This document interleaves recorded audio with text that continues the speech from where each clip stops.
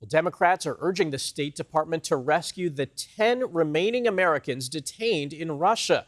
The push comes after the release of U.S. citizen Robert Gilman, who was jailed in Moscow for more than 4 years.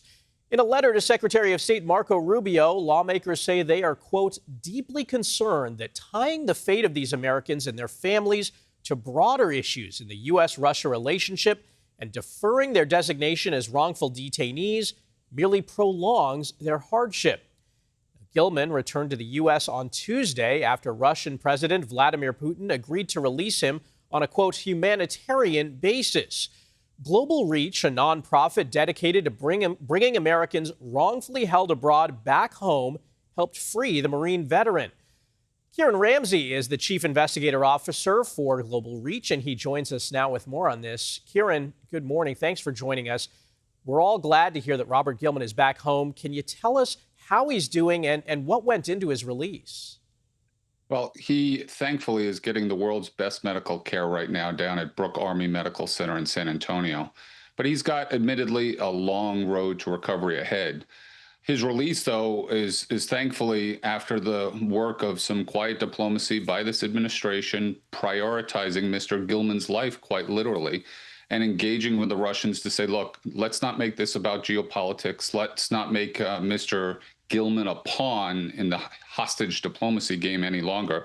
Let's grant him that humanitarian release. And they were able to secure that. And Kieran, I want to ask about this letter to the State Department that I mentioned. Lawmakers note that only Stephen Hubbard is classified as wrongfully detained. How does that classification change the release process?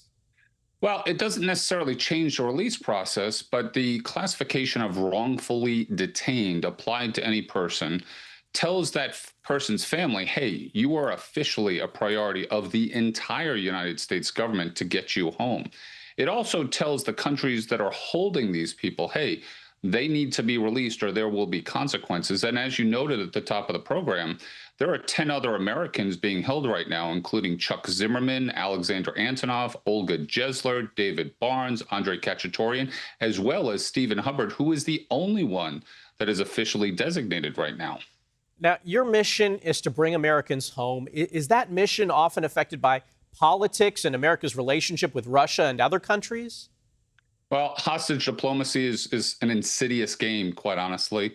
It is affected by geopolitics, but one of the things that we constantly try and do and remind people on, whether it's on the U.S. government side or some other side, be it the Russians or some hostage-taking group, is that, look, these are human beings. Let's strip away the politics of this. Let's not make them pawns.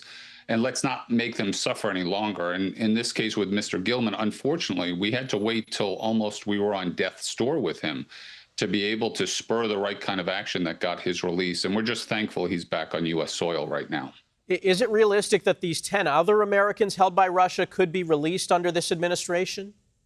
Well, President Trump has shown that he's got a personal commitment to this issue. And apparently, Mr. Gilman is the 107th person he's gotten released and brought home.